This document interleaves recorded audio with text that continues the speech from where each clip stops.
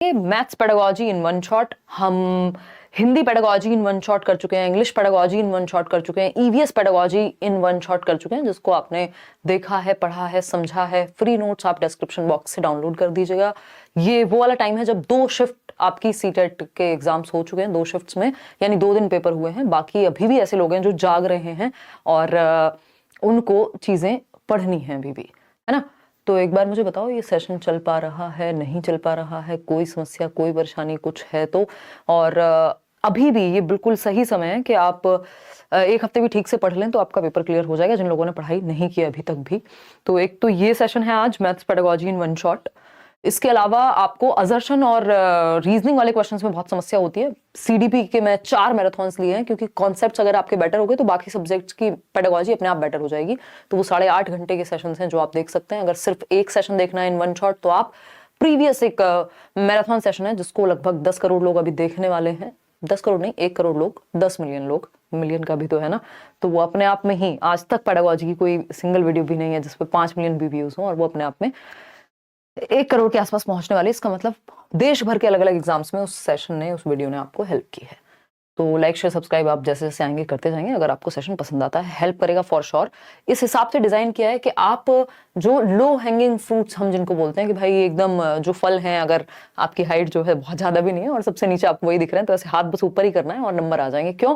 क्योंकि सिलेबस आपका फिक्स्ड है, चीजें एनालिसिस से भी पता चल रही हैं। प्रीवियसली नेचर ऑफ मैथमेटिक्स पे क्वेश्चन आ रहे हैं, वैन हील पर क्वेश्चन आ रहे हैं। तो जो टॉपिक्स बार बार आते हैं और आपको पास कराने में, आपके नंबर बढ़वाने में बहुत ज्यादा मदद कर सकते हैं, क्योंकि इसमें कोई आपका कंपटीशन तो है नहीं किसी से। उसका रीजन यही है कि जो एग्जाम है आपका वो क्वालिफाइंग एग्जाम है। तो स्टार्ट करते हैं। सारे ही सब्जेक्ट्स के नोट्स फ्री हैं आपके सभी सब्जेक्ट्स के, वो आप डाउनलोड कर लीजिएगा डिस्क्रिप्शन बॉक्स में या टेलीग्राम चैनल से, जहां से आप चाहें। अब हम बात करते हैं आज के सेशन पे। मैं खुद को नहीं देख पा रही हूँ यहाँ पे, तो मैं देखना चाह रही हूँ कि सेशन ठीक से चल रहा है या नहीं। फिर हम कंटिन्यू करेंगे नेचर ऑफ मैथमेटिक्स को समझते हुए। रात बहुत हो गई है क्योंकि मैं थोड़ी सी क्लासेस में बिजी थी, फिर बाकी चीज़ों में। तो लेकिन काम का सेशन है, आप पेपर से 1 दिन पहले भी देख जाएंगे तो आपको मदद मिलेगी। चलिए स्टार्ट करें। शेयर कर दीजिए उन लोगों के साथ। ये कल सेशन होना था but I was not feeling well एक क्लास के बाद, तो मैं ये वाली क्लास नहीं ले पाई। चलिए स्टार्ट करते हैं। ऑब्जेक्टिव्स क्या है मैथमेटिक्स के, इससे भी पहले हम 2-3 शब्द में ये समझेंगे कि नेचर ऑफ मैथमेटिक्स कैसा है। तो नेचर ऑफ मैथमेटिक्स जो है वो अपने आप में ही कुछ हद तक कॉम्प्लेक्स कहा जाता है। नेचर ऑफ मैथमेटिक्स यानी गणित की कैसी प्रकृति है। तो 2-3 पॉइंट्स हैं जो आपके काम के हैं। इस पे क्वेश्चंस पूछे गए हैं, इस बार भी आप एनालिसिस में बता रहे हैं ऑनलाइन एग्जाम के, पिछली बार भी हमेशा आते ही हैं इस पे क्वेश्चन।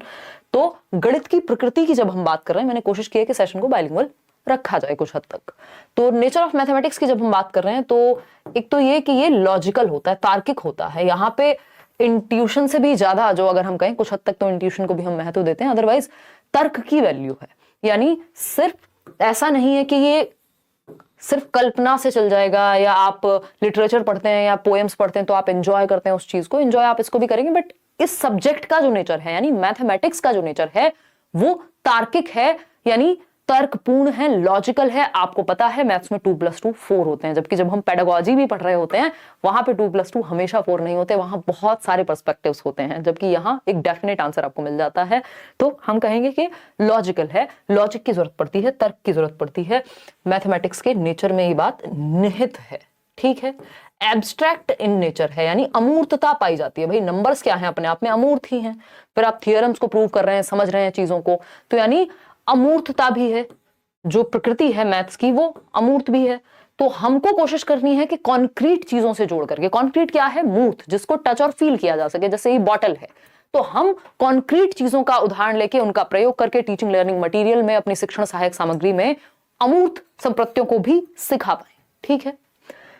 थर्ड पॉइंट अगर हम कहना चाहें, ऐसे बहुत सारे अन्य पॉइंट भी हैं कि भाई लॉजिकल होता है, एब्स्ट्रैक्ट होता है, ओपन एंडेड क्वेश्चंस आपको पूछने चाहिए जिससे बच्चे की थिंकिंग प्रोसेस बेहतर हो। थिंकिंग प्रोसेस बेहतर होगी तो लॉजिकल प्रोसेस बेहतर होगी, वो इमेजिन भी अच्छे से करेगा, वो बाकी चीजें भी जो है वो आपकी अच्छे से होंगी। एक और चीज है हायरार्किकल इन नेचर है, यानी पदानुक्रमिक है।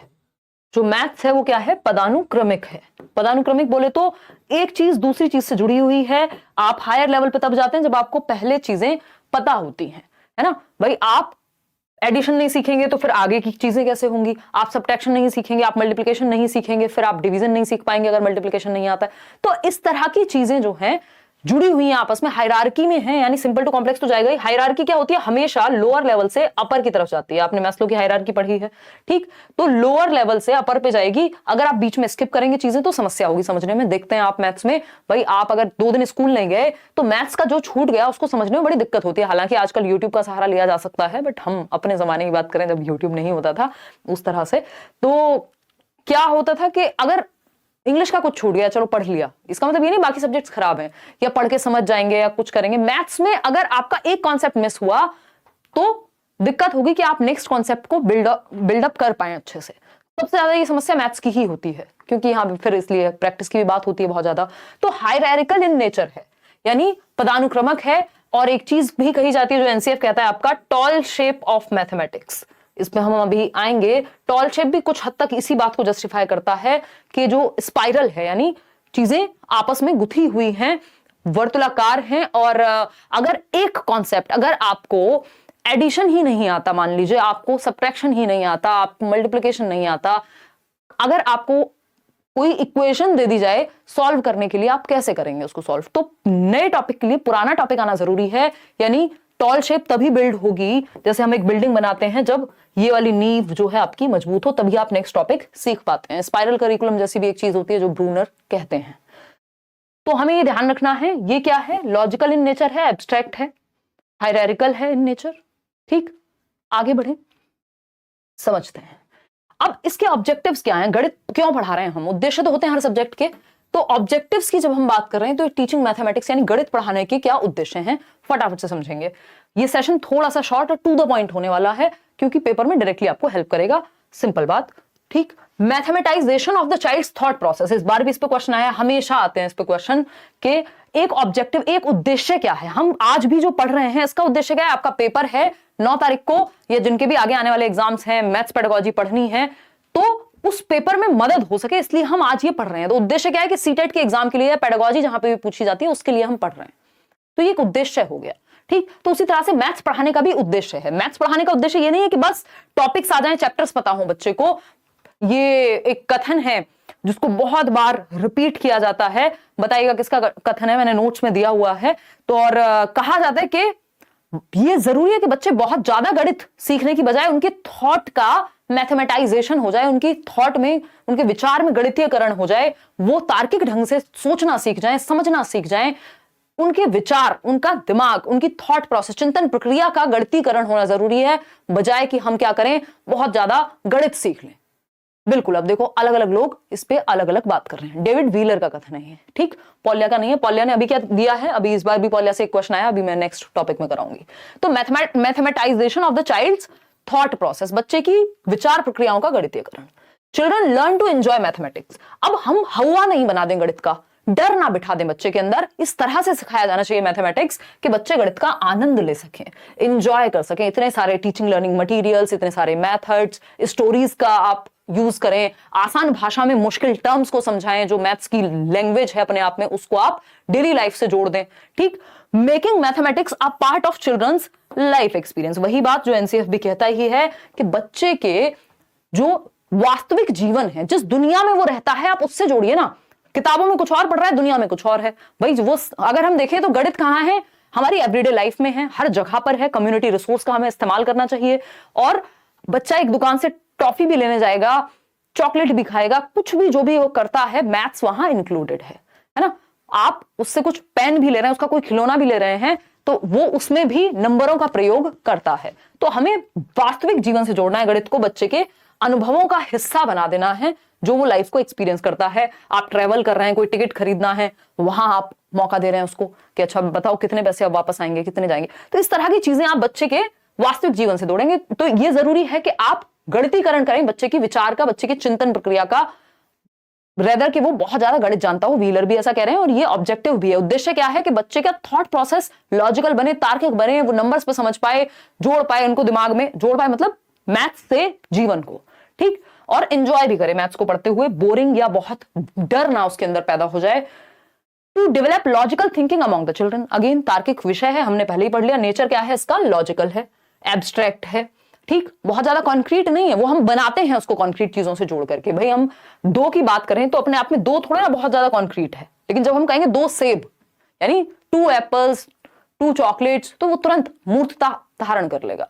ठीक है ना, कोई दिक्कत परेशानी दर्द समस्या नहीं होगी यहां तक। 5th पॉइंट है children understand the basic structure of, जिनको मैथ्स में बहुत दिक्कत होती है वो भी ये सेशन देखें, बिल्कुल नॉर्मल भाषा का प्रयोग करते हुए हम आपके 10 नंबर तो कम से कम एंश्योर करा देंगे 15 में से। 15 का ही आती है ना पेडागोजी। ठीक, बहुत ज्यादा फेंकने का मतलब आदत भी नहीं है, नेचर भी नहीं है, आने को आ जाए आपके बहुत ज्यादा अगर आप प्रीवियस ईयर या नोट्स वगैरह भी पढ़ लें, बट एटलीस्ट तो children understand the basic structure of mathematics that is arithmetic, algebra, geometry and trigonometry, यानी बच्चे गणित की मूल संरचना, जो बेसिक स्ट्रक्चर है, कैसे गणित बना है, जियोमेट्री है, अर्थमेटिक है, एल्जेब्रा बीज गणित है, ज्यामिति है, इन त्रिकोणमिति है, इन सब के बारे में जान पाए। ये भी एक क्या है हमारा कि बेसिक स्ट्रक्चर कैसे क्रिएट होता है मैथमेटिक्स का, ये भी एक ऑब्जेक्टिव है। ठीक है, इतनी बात हम कह रहे हैं भाई, अभी तो हम नेशनल एजुकेशन पॉलिसी की, न्यू एजुकेशन पॉलिसी की बात कर रहे हैं, तो वो कह रहे हैं भाई एटलीस्ट अर्थमेटिक हो गया या बेसिक समझ तो बच्चे को पता हो, रीडिंग राइटिंग अर्थमेटिक, ये तो बेसिक न्यूमरेसी स्किल्स में उसको आए, जोड़ घटाना जीवन यापन तो वो कर ले, इतना गणित तो जाने।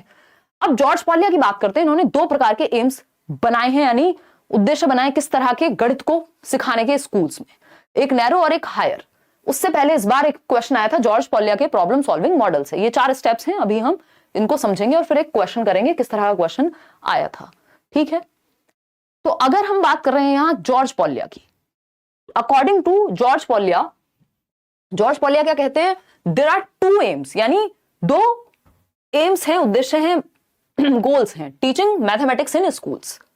यानी इन जनरल अगर हम देखें, बहुत ज्यादा भाषा में ना डीप जाते हुए, ये अगर हम समझें कि कितने एम्स हैं, क्या उद्देश्य हैं, क्या ऑब्जेक्टिव्स हैं, दो टाइप के हैं मुख्य रूप से, नैरो एम्स ऑफ मैथमेटिक्स और हायर और broad aims of mathematics. Narrow aims क्या है, बेसिक कैलकुलेशन, जीवन यापन, ये वो। हायर क्या है, थिंकिंग का मैथमेटाइजेशन, रिसर्च करें आप कल को जाके देश के लिए एक रिसोर्स बन पाए। तो संकीर्ण लक्ष्य और हायर या ब्रॉड एम्स, जिनको हम विस्तृत या व्यापक लक्ष्य कहेंगे, इन दोनों को पढ़ेंगे। उससे पहले ये जॉर्ज पॉलिया का प्रॉब्लम सॉल्विंग मेथड पढ़ लेते हैं, जो सिर्फ 4 स्टेप का है, पेपर में एज इट इज आया है। 4 स्टेप्स की अगर हम बात करें, समस्या समाधान का ये एक मॉडल है जिसमें 4 स्टेप्स हैं। ये सिंपल बात है, अंडरस्टैंड द प्रॉब्लम, यानी कभी भी आपके सामने, मान लीजिए बच्चे के सामने आपने समस्या प्रस्तुत की, तो पहले वो समझेगा ना, अंडरस्टैंड द प्रॉब्लम या अवेयर होना प्रॉब्लम के प्रति, पता होना कि समस्या है क्या, उसको समझना। उससे पहले के पहले रोना नहीं शुरू कर देना। समस्या क्या है, सिलेबस, मान लीजिए आप तैयारी कर रहे हैं तो आप पहले जानेंगे ना सिलेबस क्या है, एक्चुअली समस्या है क्या, कितना स्कोर करना है, कैसे स्कोर करना है, वो सब बाद की बात आएगी। तो अंडरस्टैंड द प्रॉब्लम यानी समस्या को समझना। हिंदी वाले चाहें तो लिख सकते हैं समस्या को समझना।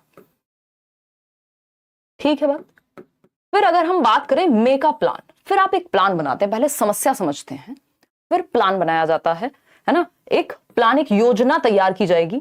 फिर आता है कैरी आउट द प्लान, या इसको डिवाइस द प्लान। पहले हो गया आपका मेक अ प्लान में, अब आप apply the plan, carry out कर रहे हैं, उस प्लान को सच में प्रयोग कर रहे हैं।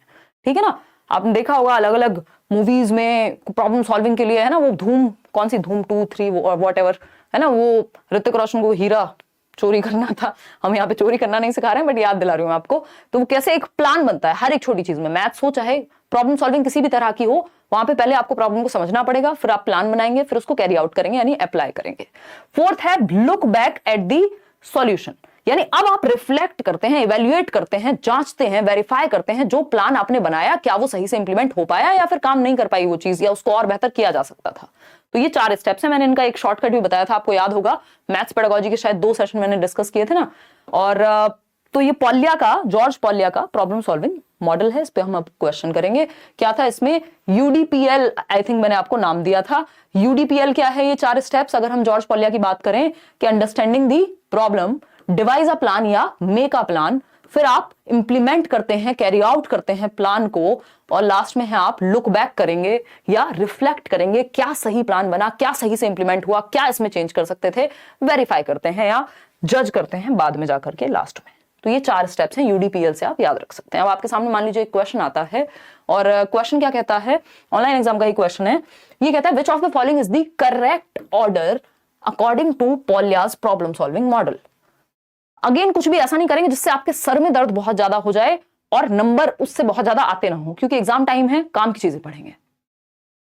तो निम्नलिखित में से कौन सा, और आपका एक धर्म होना चाहिए कि आपके पास जो नोट्स आपको लेट्स लर्न से मिले हैं फ्री, वो सभी तक पहुंचा देना। किसी का मन नहीं भी हो तब भी उसको कहो बेटा पढ़ ले, कोई दिक्कत नहीं, इससे नुकसान नहीं होगा, है ना। कुछ भी तैयारी आपने अभी तक की है, कहीं से भी की है, वो नोट्स आप एक बार पढ़ लीजिए, आपको डायरेक्ट क्वेश्चंस पेपर में देखने को मिलेंगे, मिल रहे हैं लोगों को, जितनी 2 दिन के पेपर हुए हैं 4 शिफ्ट में। चलिएगा, बी कह रहे हैं हम सभी, यानी विच of the following is the correct order. क्या करेक्ट ऑर्डर है? अंडरस्टैंड द प्रॉब्लम, यूडीपीएल आपको याद ही होगा, हाँ, प्रॉब्लम अंडरस्टैंड करना सही है। डिवाइस अ प्लान, हाँ ये भी सही है भाई। लुक बैक, मतलब कैरी आउट करने से पहले लुक बैक करने लग जाएंगे, इतने तो बुद्धू नहीं है हम। Understand the plan, devise a plan या make a plan, carry out the plan और लुक बैक। आप रिफ्लेक्ट या वेरीफाई या इवेल्युएट लास्ट में करते हैं, पहले तो आप देखेंगे ना। तो B option is the right answer. बाकी सभी में स्थिति सही नहीं है। अंडरस्टैंड द प्रॉब्लम इन्होंने बाद में कर दिया भाई, सबसे पहले तो प्रॉब्लम को ही अंडरस्टैंड करेंगे, ठीक है ना। तो B option is the right answer. आगे बढ़ेंगे, नैरो एम्स। अभी हम जॉर्ज पॉलिया की बात कर रहे थे ना, उन्होंने किस तरह से नैरो और ब्रॉड एम्स की बात की है भाई। नैरो और ब्रॉड एम्स की बात की है, संकीर्ण या नैरो एम्स। पहले हम गणित सिखाने के पढ़ाने के पढ़ेंगे कि संकीर्ण या जो छोटे लक्ष्य हैं वो क्या हैं। तो पहला पॉइंट है, these aims emphasize on turning out employable adults, यानी भैया नौकरी पेशा वाले बन जाएं, अपना जीवन यापन कर लें। पहला तो इनका एक ये उद्देश्य है। Who can contribute to social and economic development, इस देश के सामाजिक और आर्थिक विकास में जो सहायता प्रदान कर सके, ऐसे नागरिक हम तैयार कर पाए। तो ये उद्देश्य है, रोजगार योग्य वयस्कों को तैयार करना या तैयार करने पर जोर देता है, और जो सामाजिक और आर्थिक विकास में देश में योगदान दे सके। कि भाई अगर पहले रोटी नहीं है तो रोटी के बारे में सोचोगे ना, बाद में रिसर्च के बारे में सोचोगे। रोटी नहीं है और रिसर्च के बारे में भी सोच रहे हैं तो या तो आप एक्सेप्शन है ना। तो अगर हम बात करें, दीज एम्स किस पे एम्फसाइज करते हैं, सोशल इकोनॉमिक डेवलपमेंट देश का हो, और आप एक रोजगार या एम्प्लॉयबल अडल्ट बन जाएं, इतना गणित आपको आता हो कि आप डेली जीवन में उसको या अपने नौकरी पेशे में यूज कर पाए। तो ये एम्प्लॉयबल अडल्ट्स बनाने पे है, सोशल और इकोनॉमिक डेवलपमेंट ठीक से हो जाए। सेकंड पॉइंट है, this is related to numerical operations. अभी हम नैरो एम्स की ही बात कर रहे हैं, संकीर्ण उद्देश्यों की। तो ये न्यूमेरिकल ऑपरेशंस बच्चों को बेसिक आते हो, मेजरमेंट, भाई अपनी ही हाइट मेजर करनी है, पता ही नहीं है सेंटीमीटर में करें, इंच में करें, किस में करें, कैसे करें, बेसिक मैथ्स भी नहीं आता तो दिक्कत होगी।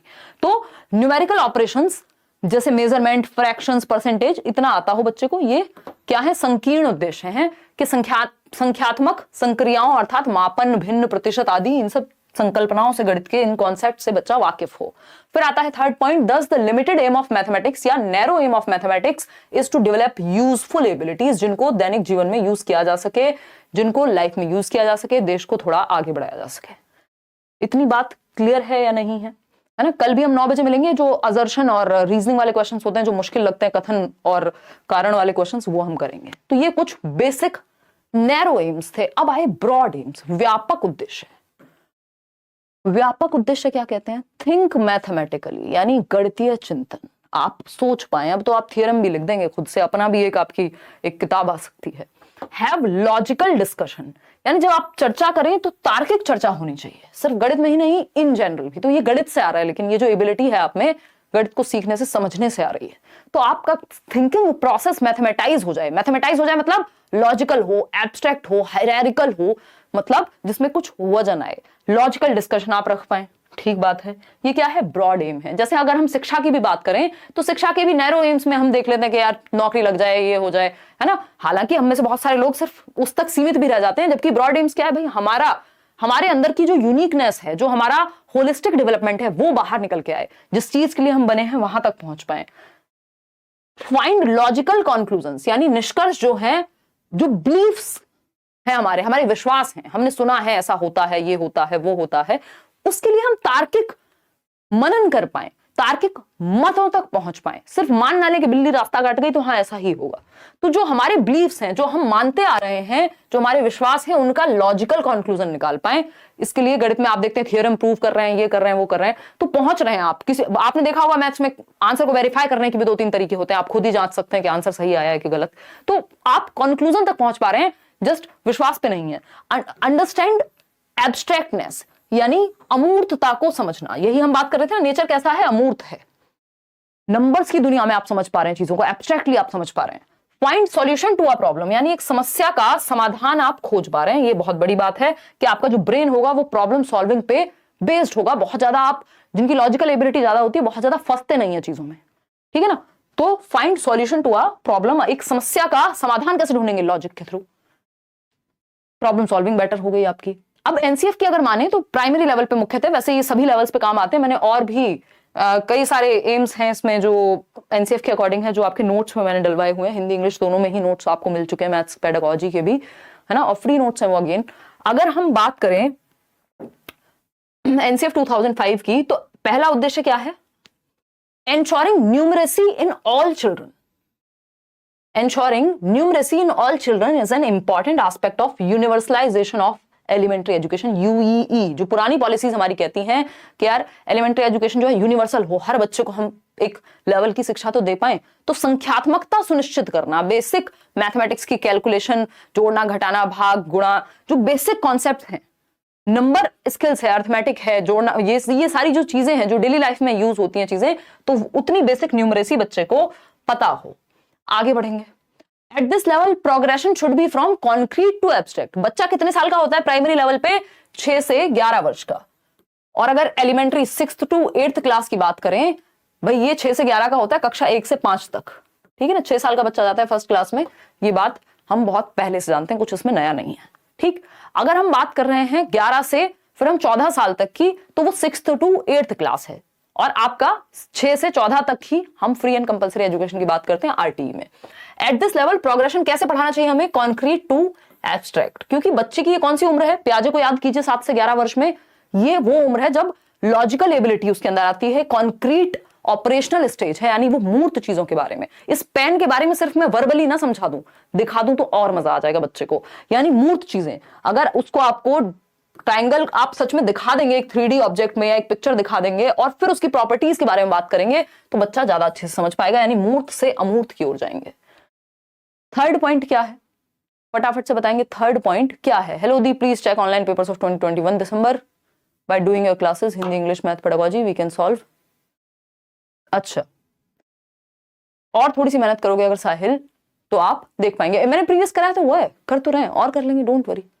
समझ नहीं पा रही हूँ आपकी बात, कैसे कहना चाह रहे हो, मतलब 15 में से 7 8 कैसे सॉल्व कर पा रहे हो, थोड़ा सा और बताओ समस्या। अगर हम बात कर रहे हैं यहाँ पे, encourage non number areas like shapes, special understanding, patterns, measurement and data handling, यानी नॉन नंबर एरियाज, शेप्स को समझ पाए बच्चा, स्पेशल अंडरस्टैंडिंग मतलब जो आकृतियां हैं, जैसे ये बॉटल भी है तो ये कैसे बनी है, क्या शेप यूज हुई है, इन सब पे स्पेशल थिंकिंग भी वो कर पाए, यानी वो इन रिलेशन टू स्पेस और आपकी शेप्स को भी वो समझ पाए, जिसको हम कुछ हद तक ज्योमेट्री की तरफ ले जाते हैं, ठीक है ना।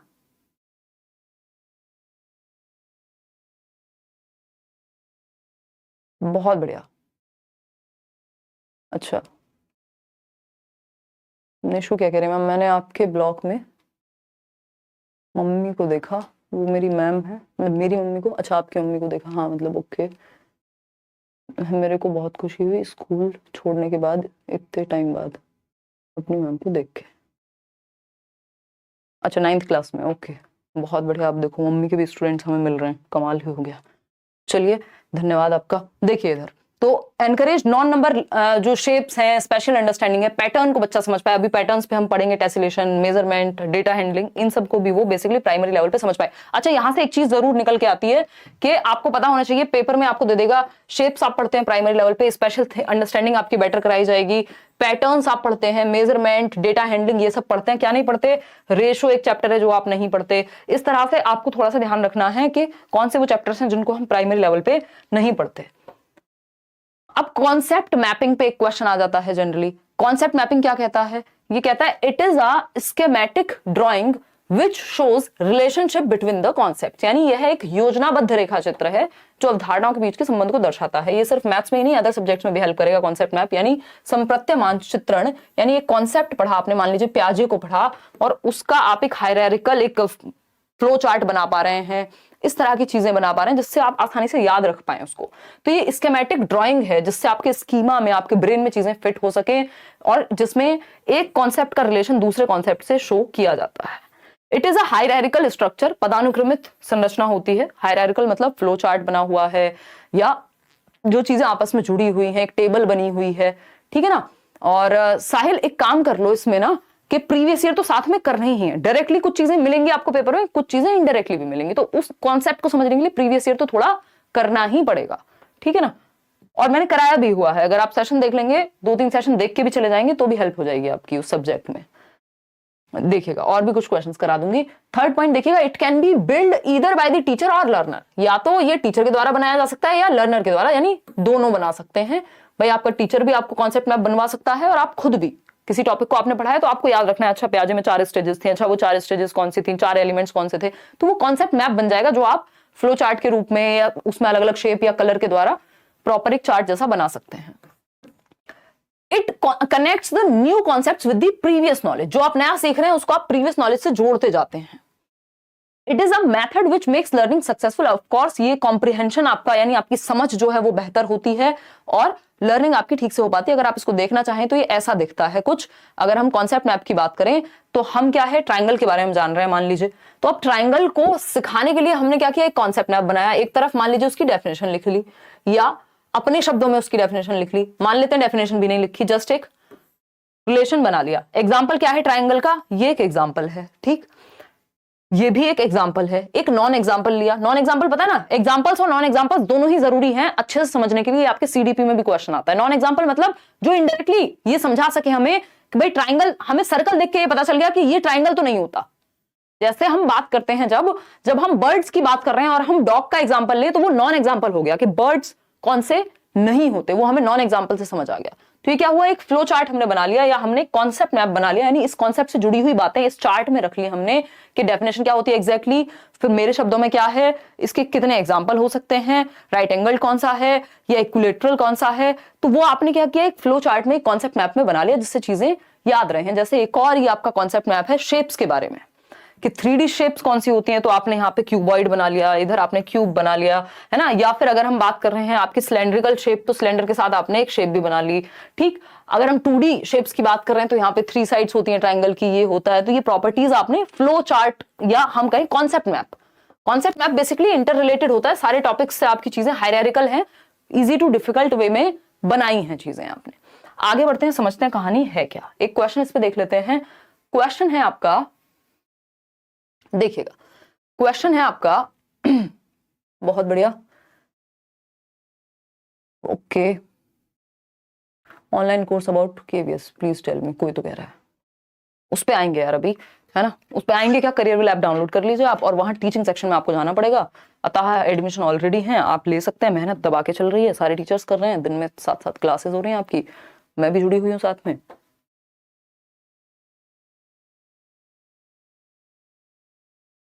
अगर सिर्फ पेडागोजी पढ़नी है तो पेडागोजी स्पेशल बैच ले सकते हैं आप, लेकिन दोनों मत ले लीजिएगा गलती से कि आप पेडागोजी स्पेशल भी ले लें और आप कंप्लीट बैच भी ले लें। कंप्लीट का मतलब ही है उसमें पेडागोजी अपने आप शामिल होगी।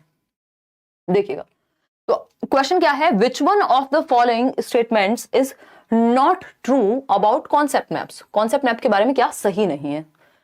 Concept maps represent a collection of interconnected concepts, बिल्कुल सही बात है भाई। अगर ट्राइंगल के बारे में पढ़ रहे हैं तो उसमें कितने टाइप्स के ट्राइंगल होते हैं, अच्छा इक्विलेटरल कौन सा होता है, अच्छा राइट एंगल कौन सा है, तो वो इमेज हमने अभी बनी हुई देखी, तो बिल्कुल आपस में जुड़ी हुई प्रॉपर्टीज को हम यहाँ लिखते हैं, सही बात है। प्रॉपर्टी वो बंगले वाली नहीं, मतलब कैरेक्टरिस्टिक्स जो है। Concept maps should be constructed by teachers only, ये गड़बड़ है, क्योंकि बच्चे भी कंस्ट्रक्ट कर सकते हैं और टीचर खुद भी। भाई आपको नोट्स मिले हैं उसमें कॉन्सेप्ट मैप्स हैं, चीजें जुड़ी हुई हैं, कहीं कहीं आपको डायग्राम मिल जाएंगे, ठीक। Concept maps are hierarchical in nature, हाँ हायरार्किकल होते हैं, लिंक करते हैं प्रीवियस नॉलेज से नई नॉलेज को, बिल्कुल सही बात है। लेकिन क्या है, ये सिर्फ टीचर कंस्ट्रक्ट करेंगे, ये गड़बड़ है। तो ये आपको बाकी की 3 बातें भी पता होनी चाहिए, अगली बार ऑप्शन घुमा के दे देगा। एक आपका बहुत ही फेवरेट टॉपिक जिसको वैन हील कहते हैं हम, यहाँ से एक क्वेश्चन आता ही आता है, हर बार आता है, ठीक। इस बार भी आ रहे हैं, जो आपके फीडबैक है। एग्जैक्ट क्वेश्चन तो आप लोगों ने शेयर नहीं किया है, मैथ्स में याद रखना मुश्किल होता है, बट आपने बताया है कि भाई ये भी आ रहा है, ठीक। तो अगर हम इसमें देखें तो हमारे 3 लेवल सबसे ज्यादा काम के हैं। इन्होंने बेसिकली ज्योमेट्रिकल थिंकिंग के लिए हम किस तरह से लेवल्स इन्होंने डिवाइड कर दिए। तो 0 जिसको हम लेवल कहते हैं, या मतलब फर्स्ट हम अपने दिमाग में रख सकते हैं, बट ये 0 लेवल है, विजुअलाइजेशन, फिर एनालिसिस, इनफॉर्मल डिडक्शन जिसे एब्स्ट्रैक्शन भी कहते हैं, अमूर्तता, फिर डिडक्शन और राइगर। इस पे क्वेश्चंस जनरली तो देखने को नहीं मिलते हैं, हद से हद डिडक्शन, नहीं तो ये शुरू के जो 3 हैं आपके ये ज्यादा महत्वपूर्ण है। आपके प्राइमरी लेवल पे तो क्वेश्चंस यहीं सिमट जाते हैं, ठीक है ना। इतनी बात समझे अब क्या कहानी है, एक एक करके समझते हैं। ये हमने देखा, ये पीडीएफ भी आपको मिल जाएगी, डोंट वरी। अगर हम बात कर रहे हैं यहां पे, अगर हम बात कर रहे हैं शेप्स की, विजुअलाइजेशन सबसे पहले यही होता है कि आप विजुअलाइज कर पाते हैं देख करके। आपने सर्कल देखा, आपने ओवल देखा, आपके लिए सर्कल भी सेम है, आपके लिए ओवल भी सेम है ना। बस शेप का आपको अंतर पता होता है कि अच्छा ये डिफरेंट शेप है, ये डिफरेंट शेप है, बट बहुत ज्यादा आपको प्रॉपर्टी नहीं पता। बच्चे की बात हो रही है सबसे पहले विजुअलाइजेशन, यानी वो विजुअलाइज करता है देखने के बेसिस पे, जो चीजें उसको दिख रही होती हैं उस हिसाब से, उसको प्रॉपर्टीज का नहीं पता होता कि भाई जो आपका जिसको हम स्क्वायर कह रहे हैं यानी वर्ग कह रहे हैं, उसकी चारों जो है साइड्स वो इक्वल होती है, इतना उसे नहीं पता। बस वो एक शेप के आधार पे उसको पता है ये पेन अलग शेप का है, ये बॉटल अलग शेप की है, बस उसको इतना समझ में आता है, विजुअलाइज करके नजर मार के देख करके उसको इतना समझ में आता है। ये सिलेंड्रिकल है, ये नहीं है, क्या है उसको नहीं पता, ठीक। फिर है एनालिसिस। अब एनालिसिस के लेवल पे अब वो क्लासेस में यानी विभाजित करना शुरू कर देता है कि जिसकी कैरेक्टरिस्टिक्स अलग हैं। भाई अगर सर्कल है तो ये एक तरह की चीजें एक साथ आएंगी, ये एक साथ आएंगे, ये सिमिलैरिटी है इनमें, तो वो क्लासेस में विभाजित यहां करना शुरू कर देगा कि भैया ये सर्कल है, ये है, ये वो है, बेसिक उसको पता होगा, ठीक। वो क्लासेस में यानी कैटेगराइज कर सकता है। फिर आता है इनफॉर्मल डिडक्शन, यानी उसको थोड़ी प्रॉपर्टीज का आइडिया हो जाता है। अगर जब हम बात करें कि वो इनफॉर्मल डिडक्शन प्रॉपर्टीज का आइडिया हो जाएगा तो वो एनालाइज तो कर पाएगा। एनालिसिस का मतलब ये है कि शेप के आधार पे एनालाइज कर पाए वो, ठीक। इनफॉर्मल डिडक्शन में होता है कि अब इन शेप्स में रिलेशन क्या है, किसकी 4 साइड इक्वल होती हैं, किसकी 2 साइड इक्वल होती हैं, किसकी कोई भी नहीं साइड इक्वल होती। ये हो गया इनफॉर्मल डिडक्शन, यानी एब्स्ट्रैक्टनेस कहते हैं इसको। इस तरह से भी आप देख सकते हैं, ये हिंदी वाले नोट्स मिले हुए हैं बट ये मैंने इंग्लिश में प्रेफर किया है। ज्यादातर जो लर्नर्स हैं वो अपने इंग्लिश मीडियम वाले ही हैं, ये डिस्क्रिप्शन बॉक्स में मिल जाएंगे। और फिर भी कोशिश रहती है कि चीजें बाइलिंगुअल लेके चले जाए। हिंदी वाले फिर भी अंग्रेजी थोड़ी समझ लेते हैं, अंग्रेजी वालों के सर में दर्द हो जाता है बहुत ज्यादा हिंदी देख के। देखिएगा विजुअल की अगर हम बात करें, जिसको विजुअलाइजेशन 0 लेवल कह रहे हैं, कहीं पे आपको लेवल 1 मिल जाएगा, कहीं पे 0। तो विजुअलाइजेशन क्या है, बच्चा डिस्क्राइब कर पाएगा शेप्स को जैसी वो दिखती है उसके बेसिस पे, ठीक। कि एक बड़ा सा गोल एक कुछ था, ऐसा वो बता रहा है, किसी कार्टून में देखा उसने। अब उसको नहीं पता वो ओवल शेप थी कि वो सर्कल था, बस उसको आइडिया है शेप का आधार पे। एनालिसिस में क्या है, अब उसको थोड़ा प्रॉपर्टीज का आइडिया है कि भैया ये सर्कल है, ये ओवल है ना, ये ट्रायंगल है, या फिर अगर हम बात कर रहे हैं ये स्क्वायर है, तो शेप्स का उसको आइडिया रहता है। प्रॉपर्टीज का बेसिक जो नॉलेज है वो एनालिसिस के लेवल पे उसके दिमाग में आ जाती है। एब्स्ट्रैक्टनेस में वो इस प्रॉपर्टी में क्या रिलेशन है, इसमें क्या अंतर है, ये सब समझ पाएगा। एब्स्ट्रैक्टनेस पे क्या कर पाएगा, रिकॉग्नाइज कर पाएगा कि प्रॉपर्टीज का जो प्रॉपर्टीज हैं अलग अलग शेप की, उनके बीच में क्या रिलेशनशिप है और कैसे उनको लॉजिकली उन शेप्स से जोड़ना है उन प्रॉपर्टीज को, या प्रॉपर्टीज के आधार पे चीजें अलग होती हैं, ये वो समझ पाएगा एब्स्ट्रैक्टनेस पे। डिडक्शन हमारे इतने कुछ काम का है नहीं, बट यहाँ पे लॉजिकल रीजनिंग आ जाती है जिससे वो थ्योरम को प्रूव कर पाता है। डिडक्शन का मतलब ही है कि आप एक नियम को ढूंढ पा रहे हैं, नियम से आगे बढ़ रहे हैं, राइगर हमारे काम का नहीं है। अब समझते हैं फटाफट से, एक क्वेश्चन है, बहुत ज्यादा मुश्किल नहीं है, आसान सा क्वेश्चन है, रिपीट हुआ है, हो सकता है, देखिएगा। According to Van Heel, at which level of geometric thinking can children assess the properties of a collection of shapes together? यानी assess the properties. ज्यामितीय सोच के या चिंतन के स्तर पर जिन्होंने ज्योमेट्रिकल थिंकिंग की, तो ये लेवल्स दिए ना वैन हील ने, एक साथ आकृतियों के संग्रहों के गुणों के बारे में यानी प्रॉपर्टी के बारे में बता पाएगा। अब बच्चा असेस कर पाएगा, और सिर्फ ना सिर्फ बता पाएगा, असेस कर पाएगा, आकलन कर पाएगा, आकलन कर पाएगा। श्रद्धा क्या कह रही, मैम मैंने आपके सारे नोट्स पढ़े हैं, मेरी एग्जाम 17 जनवरी को है, बस यही पूछना था क्या सिर्फ ऑनलाइन प्रीवियस ईयर के 10 शिफ्ट कर लें तो इनफ हो जाएगा? श्रद्धा मोर देन इनफ हो जाएगा। अगर नोट्स पढ़ने के बाद किसी को समस्या हो रही है, इसका मतलब प्रीवियस ईयर साथ में नहीं लगाए हैं। ऑनलाइन वाले 10-15 सेट जितने कर सकते हो, सिर्फ ऑनलाइन वाले, और कोई मॉक टेस्ट नहीं, कुछ नहीं, वो आप अच्छे से कर लो, उनको एनालाइज कर लो, जो भी चीज नहीं मिले, अलग लैंग्वेज अलग तरीके से पूछी गई है, बस दैट्स इट। तो वो तो करने हैं ऑनलाइन वाले सेट, और कुछ क्वेश्चंस मैं भी करा दूंगी। देखिएगा डी ऑप्शन कह रहे हैं, यानी असेस कर पा रहे हैं आप, आकलन कर पा रहे हैं प्रॉपर्टी के आधार पे, तो ये विजुअलाइजेशन है। विजुअलाइजेशन तो बस बच्चा शेप देख लेता है, उसको आधार समझ नहीं आ रहा। इनफॉर्मल डिडक्शन में तो रिलेशनशिप क्या है उस पर भी पहुंच जाएगा। यहां पे सिर्फ आकलन करना है, यानी एनालाइज करना है प्रॉपर्टी के बेसिस पे, उसको पता होता है अंतर प्रॉपर्टी के बीच में जो रिलेशन है कि ये दोनों प्रॉपर्टीज कैसे अलग हैं इनकी, इन शेप्स की प्रॉपर्टीज कैसे अलग हैं, ये वो रिलेशनशिप को एनालाइज करना सीख जाएगा, असेस कर पाएगा प्रॉपर्टी के आधार पे। एक और क्वेश्चन है छोटू सा, ये कहता है आइडेंटिफाई अ डिजायरेबल प्रैक्टिस, यानी जो काम होना चाहिए, पॉजिटिव बात ज्योमेट्री पढ़ाने के लिए प्राइमरी लेवल पे, ज्यामिति पढ़ाने के लिए, शेप्स की जिसमें बात हो रही है, किस चीज का प्रयोग करना चाहिए। बहुत टू द पॉइंट सेशन रखने वाले हैं, फटाफट से अगर आपका मन है ये जवाब दे सकते हैं, नहीं तो इस सेशन के बाद पीडीएफ मिलेगा, आप प्रैक्टिस भी कर सकते हैं। तो geometry at primary level should be limited to recognition of simple basic shapes, basic shapes तक ही सीमित रहनी चाहिए प्राइमरी लेवल पे ज्योमेट्री, या teacher should begin by giving clear definitions of simple shapes, पहले डेफिनेशन ही पेश कर दो बच्चे के सामने, इनको तो हम अवॉइड करते हैं। Children should be given ample opportunities, आपको सिंपल याद रखना है पेडागोजी में, जहां बच्चा ज्यादा एक्टिव है वो ऑप्शन बेहतर है। Children should be given ample opportunities to develop an intuitive understanding of space, यानी वो जो स्पेस है, शेप है, इन सब के बीच के लिए उसको एक सहज मौका मिलना चाहिए, ऐसी अपॉर्चुनिटीज, ऐसे अवसर मिलने चाहिए ताकि इन सब के बारे में वो सहजता से बता सके कि अच्छा मेरे घर में ये वाली मैंने एक बॉटल देखी थी, उसकी शेप भी ऐसी ही थी मैम, अच्छा वो भी फिर इसी एक प्रकार में आएगी, अच्छा वो सिलेंड्रिकल रही होगी। तो उसको अपॉर्चुनिटीज दी जाए, जहां बच्चा सबसे ज्यादा एक्टिव है वो बेस्ट ऑप्शन है, इन सब में रियल में एक्टिव नहीं है, यहां पे अपॉर्चुनिटी मिली है, सबसे ज्यादा एक्टिव सी ऑप्शन में है। चलिए आगे बढ़ते हैं, सिमेट्री की बात कर लेते हैं, इस पे भी कुछ क्वेश्चंस आते हैं हर साल। सिमेट्री की अगर हम बात करें, इसको सममिति कह देते हैं। सिमेट्री क्या है? The quality of being made up of exactly similar parts facing each other और अराउंड एन एक्सिस, यानी एक एक्स एक्सिस और वाई एक्सिस पता ही है आपको, एक्सिस के अराउंड बिल्कुल अगर दो पार्ट में कट कर दे किसी चीज को तो एकदम सेम निकले, है ना। जैसे ये फोन तो नहीं दिख रहा मुझे सिमेट्रिकल, बट कोई और चीज शायद आपको नजर आ रही होगी, ये पेन ही है मान लीजिए, तो इसको अगर बीच से कट किया जाए तो सिमेट्रिकल है, दोनों साइड बिल्कुल एक जैसी दिखेंगी, ठीक है।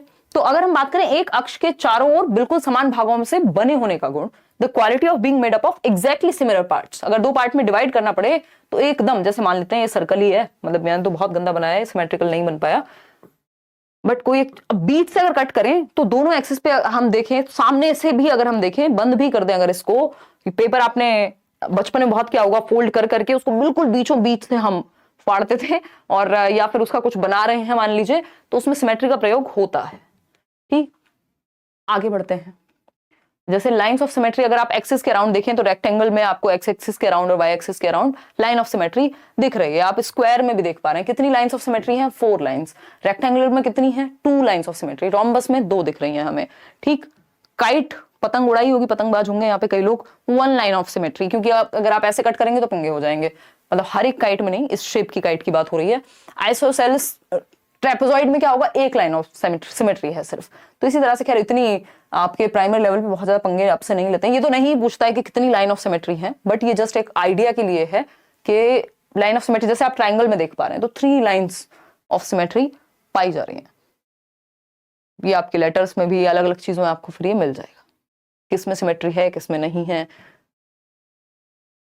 आते हैं टेसिलेशन पे। ये बेसिकली ऑप्शन में एलिमिनेट करने के लिए जनरली पूछा जाता है, बहुत अपने आप में अलग से नहीं पूछा जाता सिमेट्री, लेकिन ऑप्शंस में जरूर मिलता है आपको। देखिएगा, अगर हम बात कर रहे हैं यहाँ टेसिलेशन यानी चौपड़ की, क्या कह रहा है भाई टेसिलेशन? टेसिलेशन क्या कह रहा है ये पूछा है हमसे। अभी आएंगे आएंगे आएंगे, कौन क्या कह रहा है आएंगे।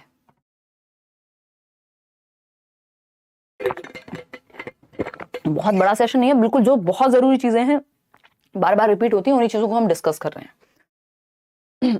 देखिएगा, a tessellation is created when a shape is repeated over and over again covering a plane without any gaps और ओवरलैप्स, यानी जब एक शेप बार बार रिपीट हो रही हो, जब एक शेप बार बार रिपीट हो रही हो, जैसे इसमें भी आप देख पा रहे होंगे, स्वेटर में भी क्या है? टेसिलेशन है, एक पैटर्न रिपीट हो रहा है कहीं ना कहीं, तो वो जो पैटर्न रिपीट हो रहा है दैट मींस टेसिलेशन उसी को कह रहे हैं हम।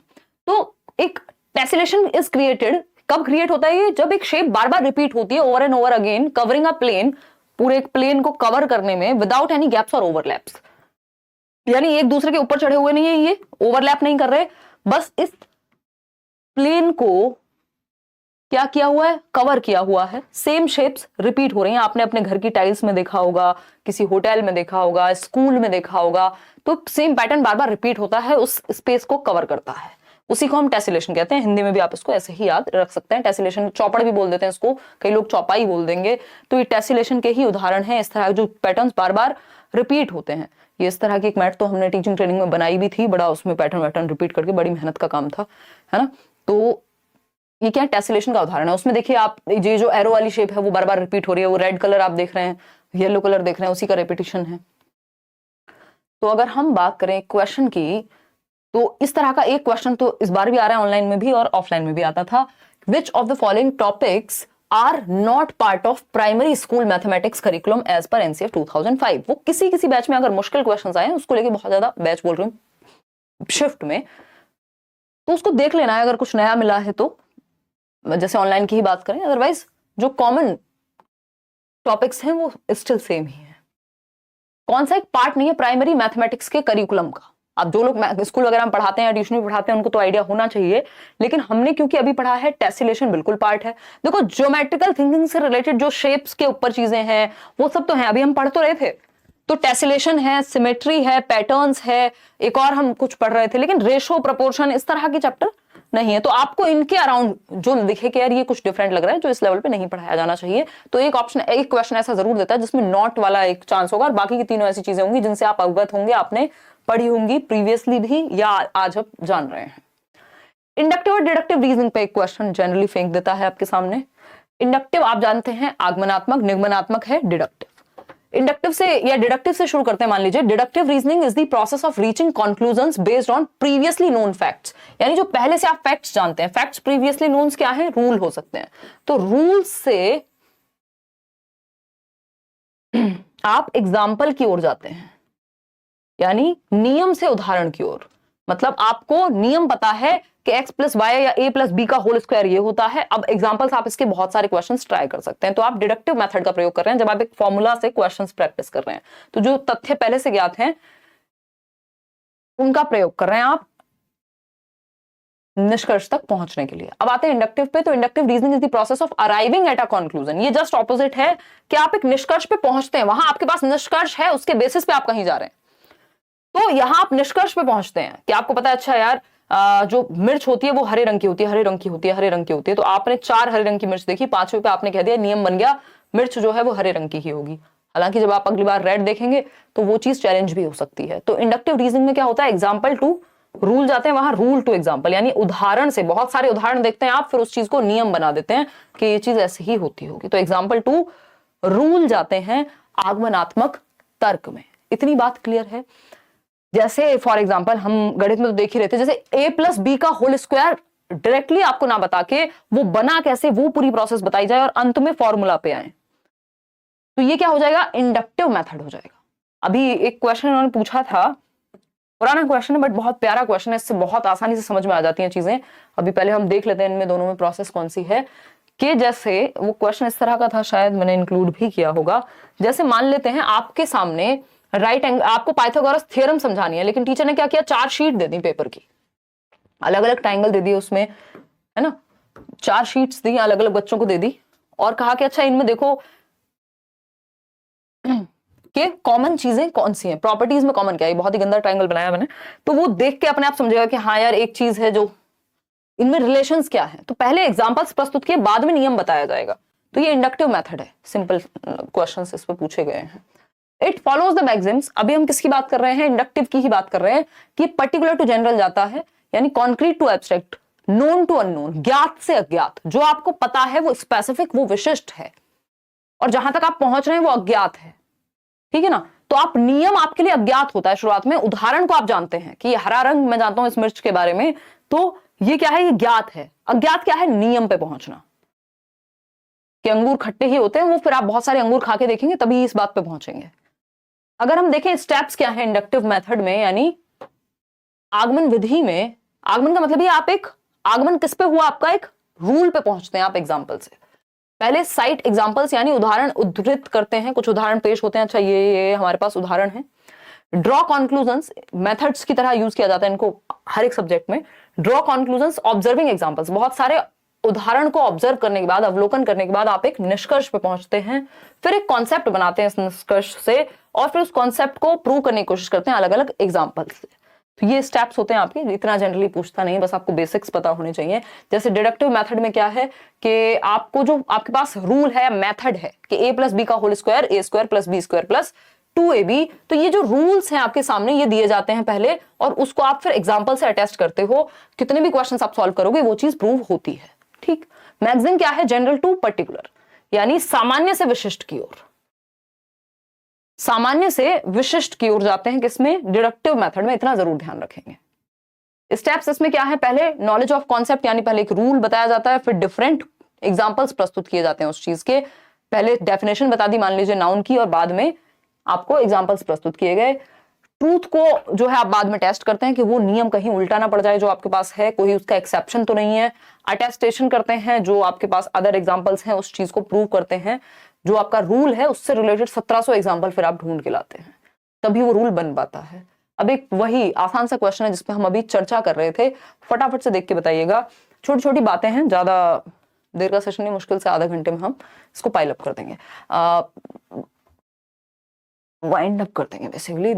To teach the Pythagoras theorem a teacher has distributed a sheet on which, एक शीट डिस्ट्रीब्यूट की जिसमें 4 ट्राइंगल्स बने हुए हैं। अब प्रॉपर्टीज ऑब्जर्व करनी है बच्चों को। 4 राइट एंगल ट्राइंगल, अच्छा सारे ही राइट एंगल्ड हैं, ठीक, सारे ही 4 राइट एंगल ट्राइंगल्स बने हुए हैं एक शीट पे। बच्चों को डिस्ट्रीब्यूट कर दी टीचर ने, हम 3 ही दे देते हैं चलो, ठीक, और ये शीट डिस्ट्रीब्यूट कर दी। And ask the child to find the relationship between the sides of a triangle, तो उनको पता लगेगा कि यार ये वाली साइड बड़ी है बाकी दोनों से, या वो जिस भी बेसिस पे वो रिलेशनशिप संबंध खोजने का प्रयास करेंगे बच्चे। तो आपके सामने जब क्वेश्चन आता है, ये इंडक्टिव मेथड है, डिडक्टिव है, लेक्चर मेथड है, लेबोरेटरी। लेक्चर में तो आप लेक्चर देते हैं, लेबोरेटरी में तो आप कुछ एक्सपेरिमेंट कराएंगे।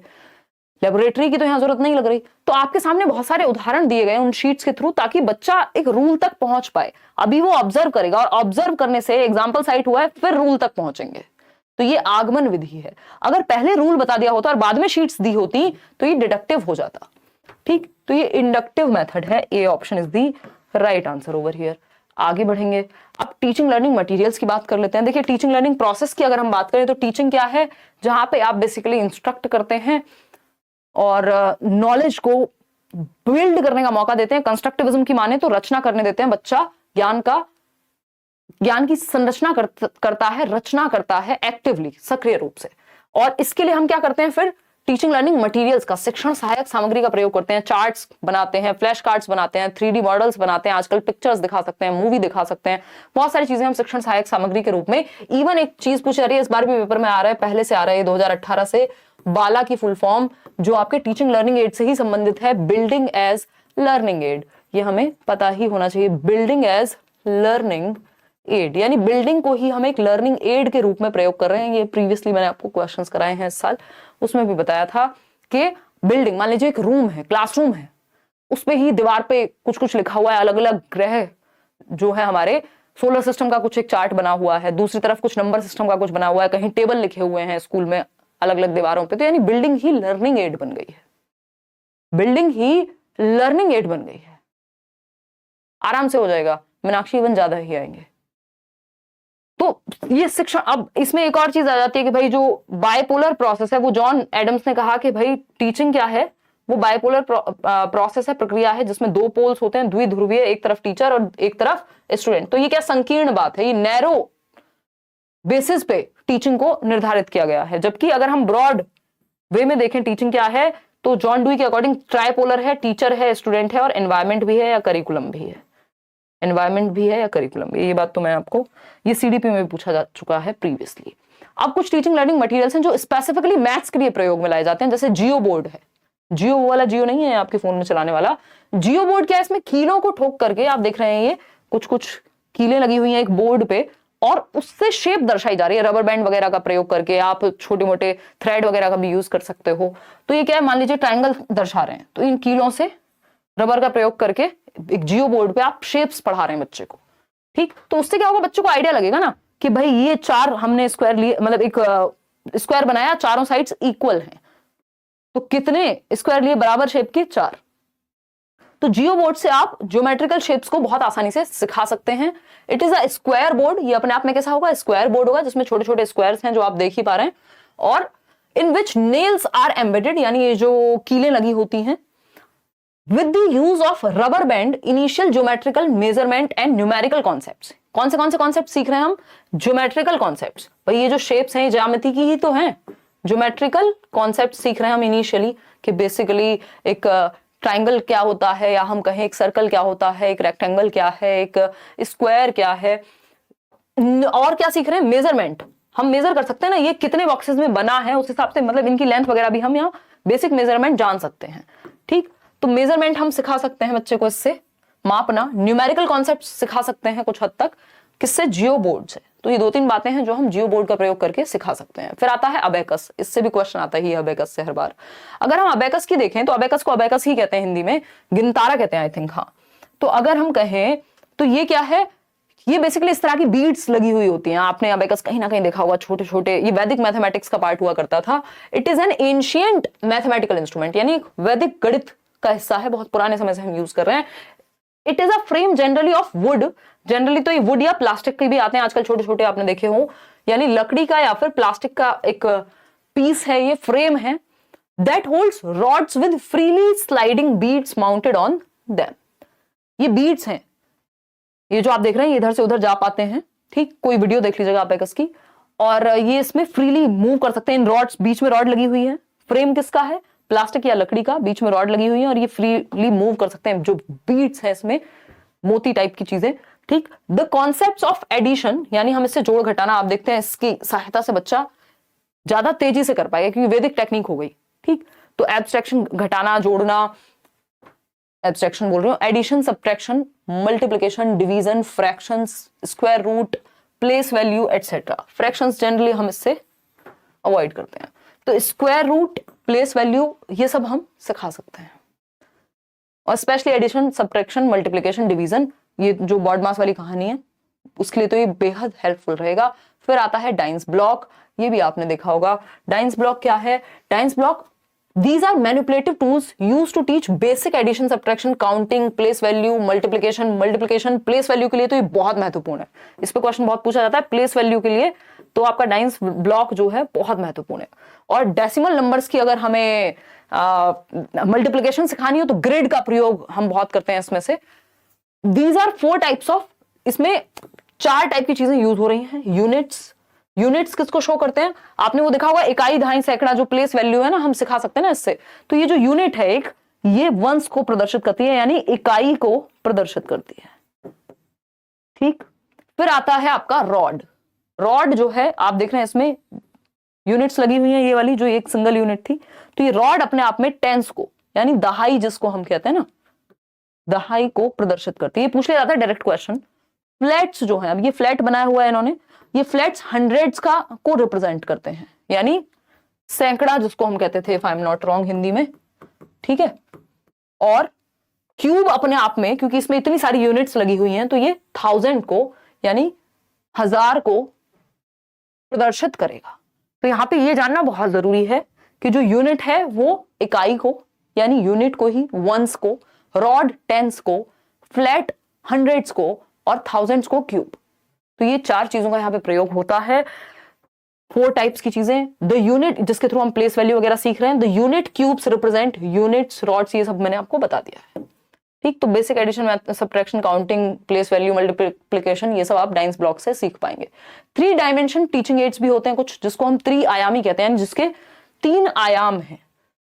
These aids provide understanding of real, बिल्कुल जैसे 3D में मूवी देखते हैं ना आप, ऐसे ही ये 3D एड्स हैं जिनके माध्यम से एकदम रियल, मान लीजिए आपने एक वो लगा दिया, आजकल तो वो भी आ रहा है ना, augmented reality type, AR VR जो होते हैं, तो उससे आपको एग्जैक्टली लगेगा कि हाँ आप एक 3 डायमेंशनल रूम में खड़े हुए हैं, ये इसकी हाइट है, ये इसकी विड्थ है ना, तो उससे पूरा आपको पता लगता है। These are real objects, specimens, models या पपेट्स, या तो रियल ऑब्जेक्ट को ही ले आते हैं क्लास में, या उनके जैसे दिखने वाले, या मॉडल्स बना दिए उनके, पपेट्स वगैरह का यूज करते हैं जिनकी 3 डायमेंशंस हो। फॉर एग्जाम्पल, एक किसी ने ये मॉडल बनाया है, मॉडल्स बनते हैं ना, आप स्कूल में एग्जीबिशन लगती है, तो ट्राइंगल का जो है, इसको ऐसे नहीं बनाया कि जस्ट पेपर पे बना के दिखा दिया हो, इसको प्रॉपर बना करके दिखाया। ये आपको दिख रहे हैं अलग अलग सब, इस पे जमे हुए हैं, चिपकाए हुए हैं, क्यूब को बना करके आप पूरे डब्बे का प्रयोग करके, इसी तरह सिलेंड्रिकल शेप, कोन को, तो ये 3D मॉडल हो गया। इससे क्या होगा, मैथ्स शेप्स सीखने में आसानी होगी, बजाय कि सिर्फ किताब में पढ़े, वो लिटरली देख पा रहा है। एक और छोटी सी चीज जिसपे हमने बात की थी शुरुआत में, टॉल शेप ऑफ मैथमेटिक्स, जो एनसीएफ में मेंशन्ड है। टॉल शेप ऑफ मैथमेटिक्स यानी गणित का ऊंचा कद, हाइट वाली टॉल शेप नहीं, ठीक। तो ये क्या कहता है देखते हैं एक बार। तो टॉल शेप ऑफ मैथमेटिक्स की जब हम बात कर रहे हैं, is where mastery of one topic is pre request for the next, यानी पहली रिक्वायरमेंट है, अनिवार्यता है कि आप नया टॉपिक तभी सीख पाएंगे जब आपको पहले वाला ओल्ड पुराना टॉपिक ठीक से आता हो। अगर किसी को एडिशन ही नहीं आता, मल्टीप्लिकेशन ही नहीं आती, उसको डिवीजन कैसे सिखाओगे? तो यानी आप देखते हैं 6th का गणित नहीं आता, 7th सीखने में बहुत दिक्कत होगी। क्यों? क्योंकि बेस ही क्लियर नहीं है। तो ये बेस को क्लियर करके ही आप नेक्स्ट टॉपिक पे जाएंगे। इसी को टॉल शेप ऑफ मैथमेटिक्स हम कह रहे हैं। यहां पे आगे बढ़ेंगे। अब ब्लूम टेक्सोनॉमी में बस हमें मेनली यहां पे ये देखना है कि एक तो बच्चे को हमें हॉट्स देने हैं। हॉट्स मतलब हॉट डॉग नहीं, HOTS, higher order thinking skills, जिसमें बच्चे का थिंकिंग लेवल, लॉजिकल एबिलिटी ज्यादा यूज हो। लॉट्स क्या है? Lower order thinking skills. तो हमें पता है ये जो आपकी स्किल्स हैं ये लोअर ऑर्डर कहलाती हैं, ऊपर की जो स्किल्स हैं वो आपकी हायर ऑर्डर कहलाएंगी। ठीक, ब्लूम्स टैक्सोनॉमी पे अलग से वीडियो बनाई हुई है, इसमें अलग से दोबारा नहीं पढ़ने वाले हैं, उसको आप अलग से भी जाके देख सकते हैं। एक क्वेश्चन आप देख सकते हैं मैथमेटिक्स के नेचर पे। अब कुछ क्वेश्चंस ही आई थिंक, मुझे लग रहा है ये अंत हो चुका है आज के सेशन का। जो बहुत ही मुख्य बातें थी, जो बिल्कुल जरूरी बात थी, जो पेपर से आप 2 दिन पहले ही पढ़ के जाओगे, वही बातें हमने डिस्कस की है। नोट्स में भी आपको वही चीजें मिली हैं। देखिएगा, आगे बढ़े।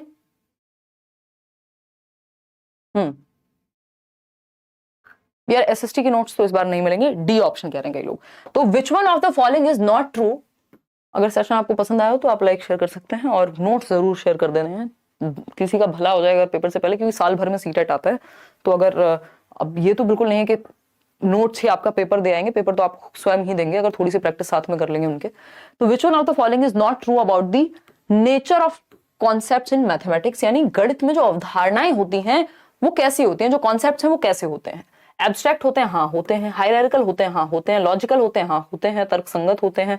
कॉन्क्रीट इन नेचर, कॉन्क्रीट तो हम बनाते हैं, उनको पढ़ाते ऐसे हैं कि कॉन्क्रीट से एब्स्ट्रैक्ट ले जाएं, हम अमूर्त की तरफ ले जाएं। तो डी ऑप्शन। आगे बढ़ेंगे। नेक्स्ट क्वेश्चन है आपके, क्वेश्चंस भी मैंने आपके नोट्स में डलवाए हुए हैं, नए वाले भी डलवाए हुए हैं, ऑनलाइन वाले भी। अभी तो हम ये वो क्वेश्चंस कर रहे हैं जो बहुत रिपीट होते हैं। The mathematics used by illiterate shopkeeper, इसको कम्युनिटी रिसोर्स बोलते हैं। अशिक्षित दुकानदार के द्वारा प्रयोग किए जाने वाले गणित का प्रयोग करेंगे या नहीं? शुरुआत में बात की थी ना, लाइफ से जोड़ना है बच्चे की, तो कैसे जोड़ेंगे? Is not useful in the mathematics classroom, यानी गणित की कक्षा में उपयोगी नहीं होता। जो अशिक्षित दुकानदार है, जिसने कभी शिक्षा नहीं ली स्कूल में आके, लेकिन वो गणित तो प्रयोग कर ही रहा है ना दुकान पे।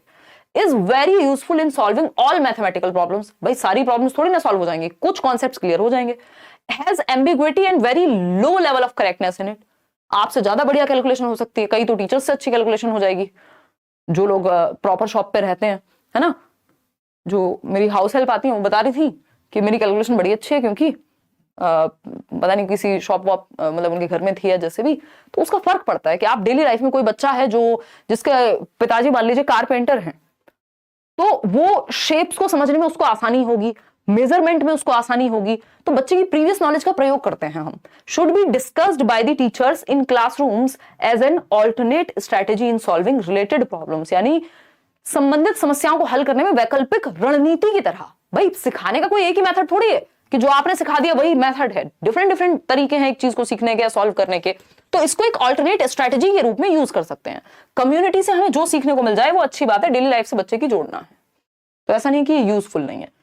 फिर नेक्स्ट क्वेश्चन है, the learning outcomes in mathematics are developed. Learning outcome क्या होते हैं? अभी हमने लर्निंग ऑब्जेक्टिव्स की बात की थी, यानी उद्देश्य जिसके लिए हम सिखा रहे हैं कि बच्चों को ये आ जाए। आउटकम क्या है? जो उद्देश्यों की प्राप्ति कितनी हुई है ये जानना आउटकम है, कि रिजल्ट क्या आया। बताइएगा, फटाफट से बताइएगा। ये सारे आप मैराथन भी देख सकते हैं।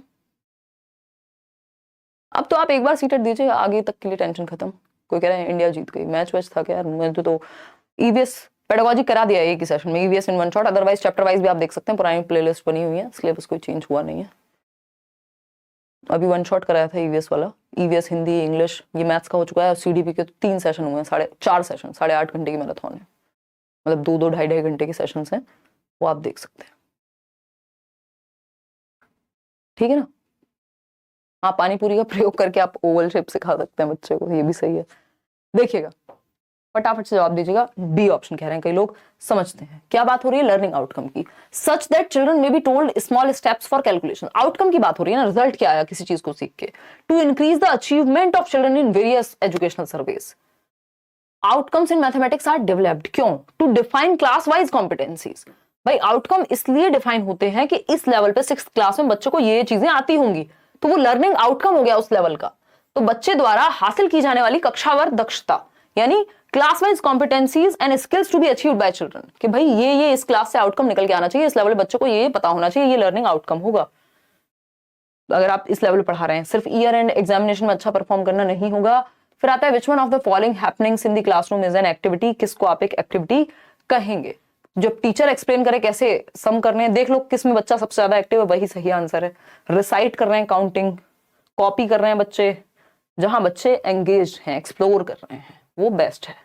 डी ऑप्शन, अन्वेषण कर रहे हैं, सबसे ज्यादा एक्टिव कहां है? डी ऑप्शन में। मेन पर्पस ऑफ मैपिंग भी सिखाते हैं हम, गणित में ये भी बहुत बार पूछा गया है। देखो मैपिंग की अगर हम बात करें यहां, यानी मैपिंग यानी प्रतिचित्रण सिखाने का प्राइमरी लेवल पे करिकुलम में इसको क्यों डाला है? अब आपको पता है मैपिंग है, टेसिलेशन है, ज्योमेट्रिकल बेसिक शेप्स हैं, ये सब कहां है? प्राइमरी लेवल के करिकुलम में हैं ऑलरेडी, ठीक है। तो अगर हम देखें यहां तो सही उत्तर क्या होगा? टू प्रमोट स्पेशल थिंकिंग, बिल्कुल सही बात है। स्पेशल मतलब स्पेस के बारे में, शेप्स के बारे में, है ना, प्रपोर्शन किस में यूज होगा, जैसे बॉटल भी बनी है तो इसमें भी कहीं ना कहीं मैपिंग का प्रयोग हुआ है। मतलब टू प्रमोट प्रपोर्शनल रीजनिंग, हाँ प्रपोर्शन, कितना प्रपोर्शन में कौन सी चीज बनेगी। To make subject easy and interesting, उसके तो बहुत तरीके हैं, उसके लिए स्टोरी सुना दो। To break the monotony of numbers, तो इसका मतलब ये तो नहीं है कि नंबर्स से मोनोटोनस है नंबर, मतलब बोरिंग चीज है, ऐसा कैसे कह सकते हैं। तो स्पेशल थिंकिंग और प्रोपोर्शनल रीजनिंग थोड़ी डेवलप हो सके, हालांकि अलग से चैप्टर्स के रूप में हम नहीं पढ़ा रहे हैं, बट मैपिंग के थ्रू पढ़ा रहे हैं। अभी जब हम बात कर रहे थे रेशो, हम अलग से चैप्टर में नहीं पढ़ा रहे हैं प्राइमरी लेवल पे, बट स्पेशल थिंकिंग बच्चे में डेवलप हो सके, थोड़ा वो दिशाओं के बारे में थोड़ा बहुत जान सके, प्रपोर्शन के बारे में जान सके, इसके लिए हम क्या कर रहे हैं? मैपिंग का प्रयोग कर रहे हैं। तो ए एंड बी, कि वो बॉटल की शेप कैसी बनती है तो उसके बारे में विजुलाइज कर पाए। देखिएगा, Which of the following resources यानी TLM teaching learning material can be used by the teacher to show that two rectangles of different dimensions, यानी एक रेक्टेंगल है जिसका डायमेंशन मान लीजिए ये है, दूसरा रेक्टेंगल है जिसका डायमेंशन इससे ज्यादा है या डिफरेंट है, ठीक। ये A हो गया, ये B हो गया, ठीक है। Dimensions can have same area without using formula, जो मैथ्स वाले वैसे वाले क्वेश्चंस हैं आपके न्यूमेरिकल्स, वो उदय सर ने आपकी कुछ क्लासेस ली हैं, वो आप देख सकते हैं।